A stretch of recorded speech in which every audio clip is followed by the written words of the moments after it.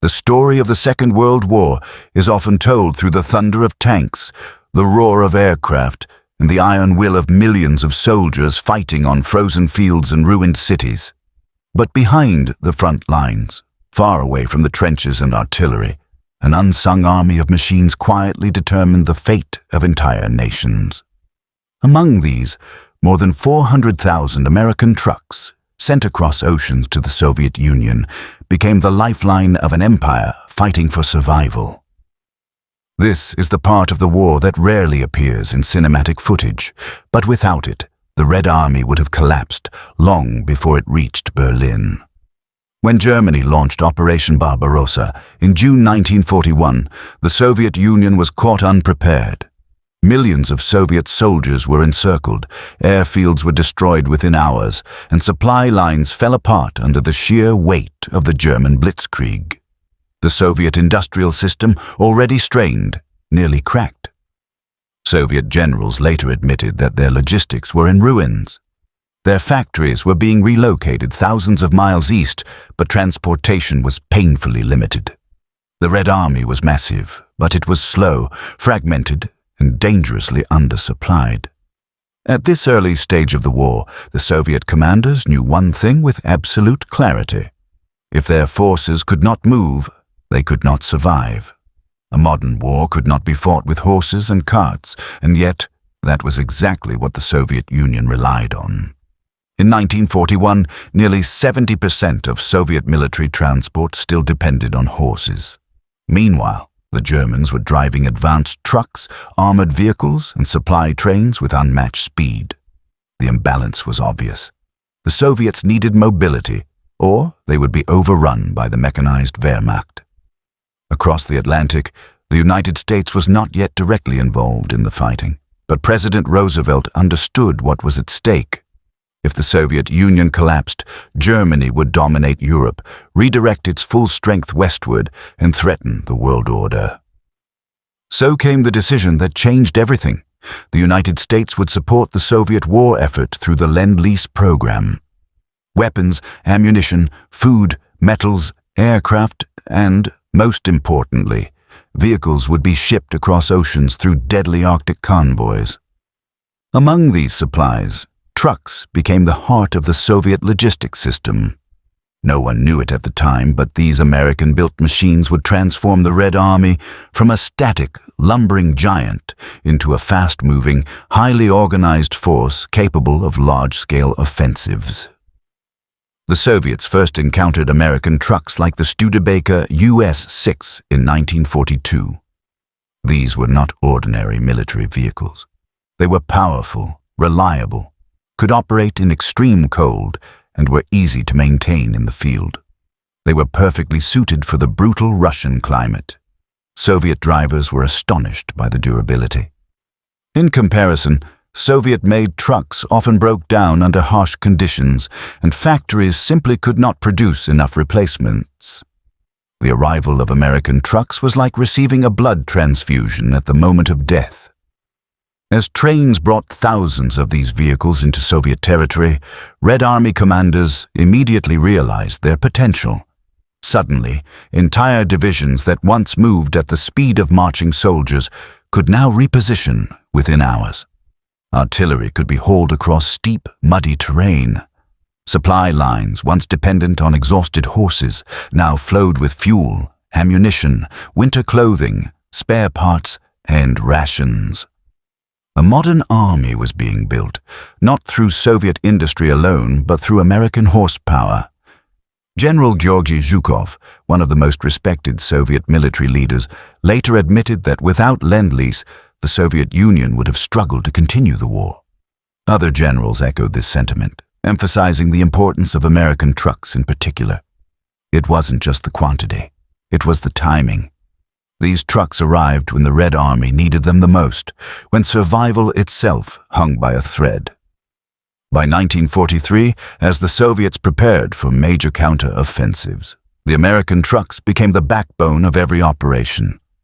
The famous Soviet offensives that pushed the German army back, from Stalingrad to Kursk to the gates of Berlin, were powered by these vehicles. They may not appear in dramatic war footage, but they were always there, carrying soldiers, towing artillery, transporting supplies, and moving fuel to tanks that consumed thousands of liters per day. One of the greatest transformations occurred in the Red Army's artillery forces. Before Lend-Lease, artillery units struggled to keep up with infantry. Guns could not be moved quickly enough, and ammunition was constantly short. But with American trucks, artillery mobility increased dramatically. Soviet commanders could launch coordinated barrages, relocate guns rapidly, and support fast-moving operations.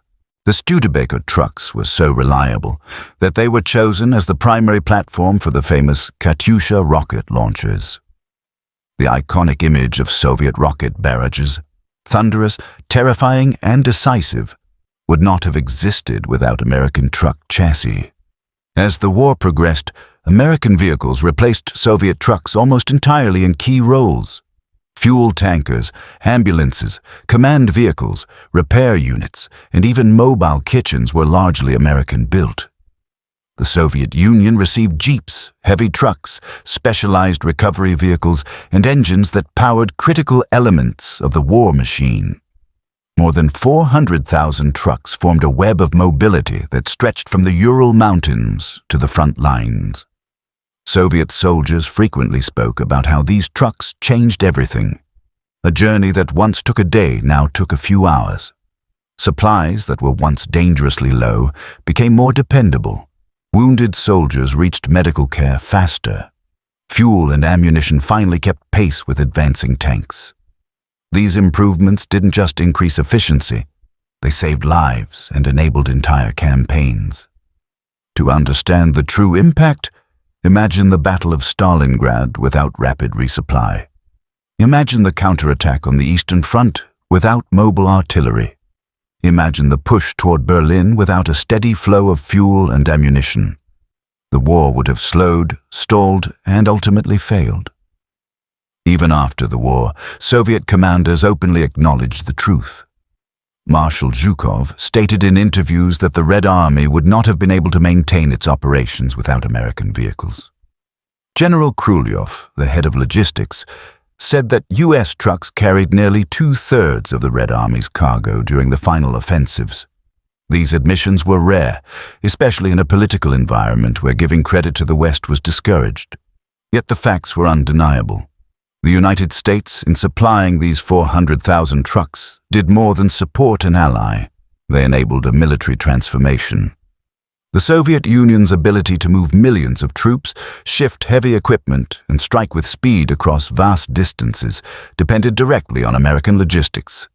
This was the hidden engine of victory, a silent partnership forged not through diplomacy, but through steel, rubber, and fuel. What makes this even more remarkable is the human side of the story. Thousands of American workers, far from the battlefields, built these trucks in factories across the country. They assembled engines, fitted tires, and loaded vehicles onto ships that would brave submarine-infested waters. Many of these workers had no idea where their machines were going or how important they would become. And yet, their efforts shaped the course of global history. The Soviet soldiers who rode in these trucks felt the difference immediately. They spoke of engines that started in freezing temperatures where Soviet trucks would fail. They remembered how the suspensions made long journeys bearable, how the reliability kept supply lines functioning, and how spare parts simplified repairs in the field. To a soldier fighting on the Eastern Front, these machines were more than vehicles. They were lifelines. As the war turned in favor of the Allies, the Red Army began launching deeper and faster offensives. Operation Bagration, one of the most devastating blows against the German army, relied heavily on mobility. Millions of tons of supplies were moved using American trucks. Without them, the offensive would have slowed, giving the Germans time to regroup or retreat. Instead, the Soviet advance became relentless. Even at the tactical level, the impact was profound. Infantry units arrived at battlefields with greater cohesion. Artillery fire became more accurate and sustained. Medical evacuations drastically improved survival rates. Reconnaissance became faster. Engineers could move equipment to build bridges and clear obstacles. All of this fed into a cycle of operational success. The closer the Red Army came to Berlin, the more essential these vehicles became. Germany's infrastructure was collapsing. Roads were destroyed, bridges blown up, cities turned to ruins. Yet the trucks kept moving, navigating through landscapes torn apart by years of conflict. They brought up fuel for tanks, breaking through German lines. They carried soldiers entering enemy territory. They hauled equipment used to dismantle German defensive strongholds.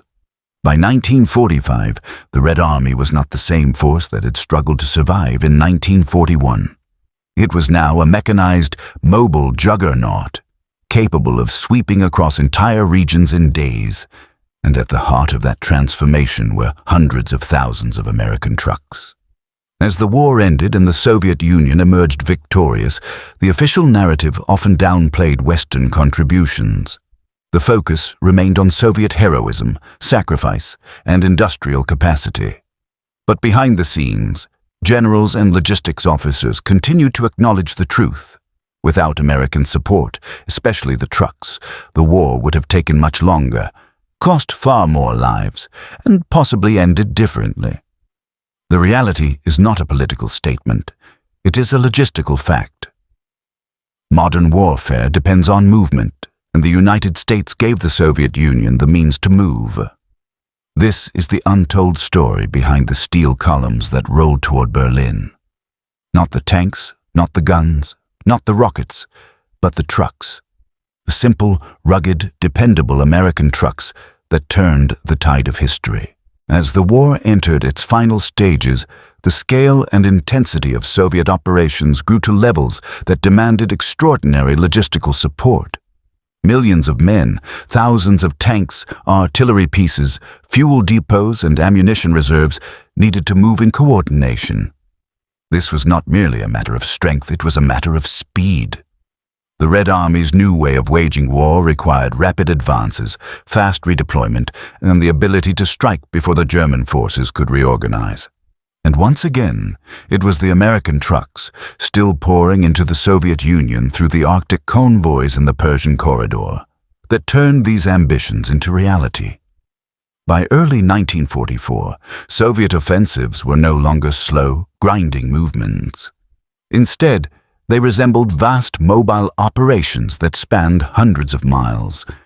Infantry, artillery, engineers, and fuel columns all needed to arrive at the right place at the right time. Soviet commanders quickly learned that mobility was not a luxury, but a critical weapon. The trucks served as arteries that pumped life, ammunition, and movement into every advancing formation. The German forces, exhausted and overstretched, began to notice a pattern. Whenever they believed they had created a defensive position, Soviet units would arrive faster than expected. Wherever they thought they had space to regroup, Soviet artillery would appear suddenly and relentlessly. And behind the artillery were the fuel trucks, carrying the lifeblood of the Soviet armored spearheads. German officers documented their surprise at the speed of Soviet advances, unaware that many of the vehicles delivering this momentum had been manufactured thousands of miles away in American factories. The Studebaker US6 remained the star of this transformation. Soviet mechanics admired its reliability and ease of repair. Drivers appreciated its ability to navigate mud, snow, frozen roads, and rough terrain. Commanders valued its load-carrying capacity and consistent performance. It became so beloved that many Soviet veterans referred to it simply as the best truck of the war. Entire motorized infantry units rode into battle on these American-built machines, often forming the vanguard of major offensives. As the Soviets prepared for Operation Bagration, the massive offensive launched in the summer of 1944 that destroyed the German Army Group Center, the logistical demands were unprecedented. Millions of tons of supplies had to be moved discreetly through forests, marshes, and rural roads. Artillery batteries needed to be placed in hidden positions. Mobile repair stations had to stay close to the front, and the Red Army had to maintain complete operational secrecy. American trucks, disguised with camouflage netting and Soviet markings, silently carried troops and supplies through the night. Without this mobility, the surprise attack would have been impossible. When the offensive began, it struck with the force of a hurricane. German lines collapsed in days. German generals later wrote in their memoirs that they could not comprehend how the Soviet forces were able to move so quickly and so efficiently. The truth lay in the machinery that rarely appeared in frontline photographs. Thousands of American trucks forming a moving web of power, supplying every unit involved in the operation. As the Red Army advanced into Eastern Europe, the terrain became increasingly challenging. Bridges were destroyed, railways torn apart, and villages burned to the ground. Yet the trucks kept moving.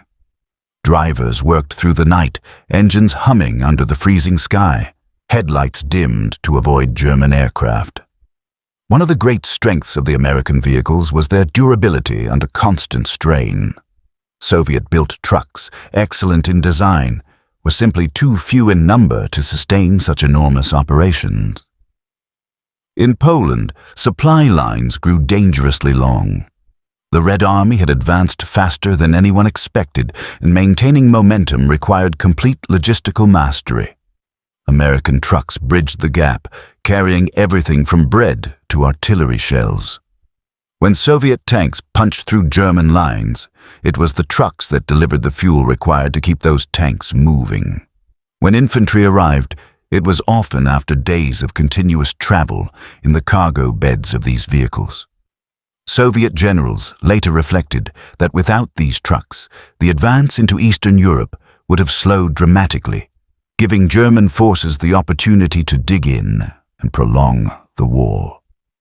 In late 1944 and early 1945, as the Soviets approached the German heartland, the logistical pressure intensified further. Soviet forces were now operating far from their industrial bases. Everything depended on supply lines stretching across thousands of miles. A single break in fuel supply could stall a tank corps.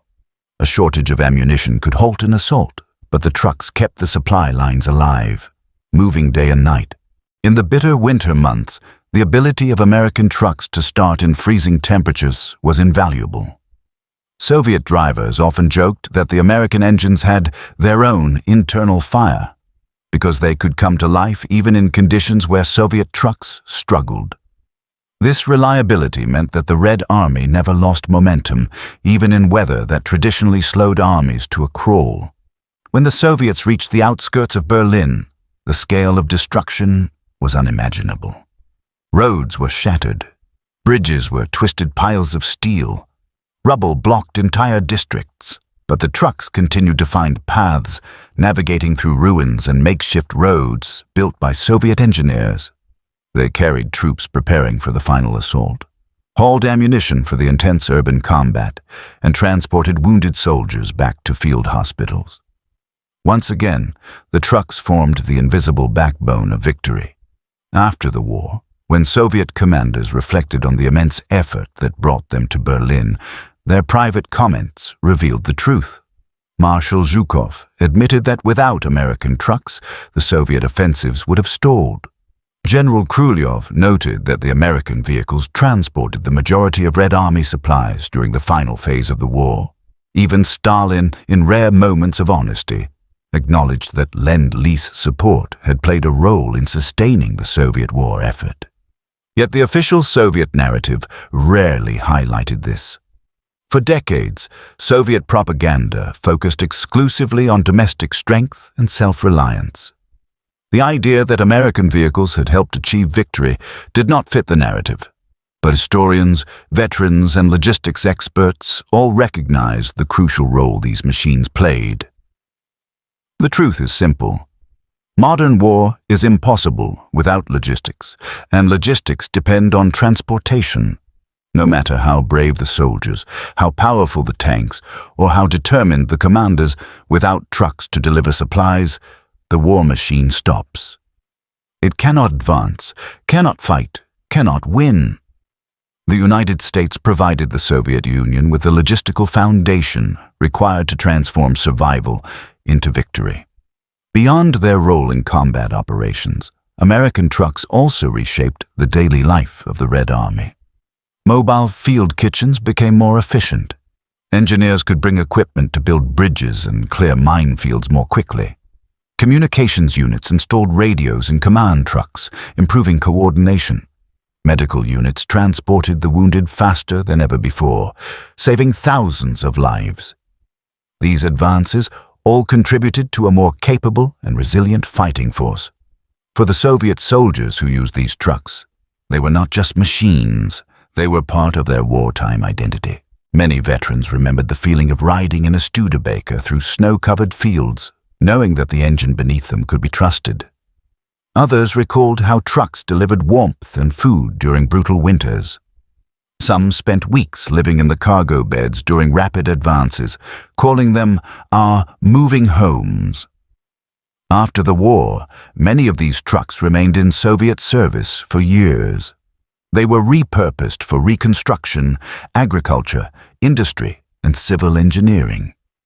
The machines that once carried soldiers to battle became tools for rebuilding a nation scarred by war. In villages across the Soviet Union, locals saw American trucks helping harvest crops, transporting building materials, and repairing roads. Their legacy extended far beyond the battlefield. The story of the 400,000 American trucks sent to the Soviet Union is not a story of politics. It is not a story of ideology. It is a story of practicality, survival, and cooperation in the face of a common enemy.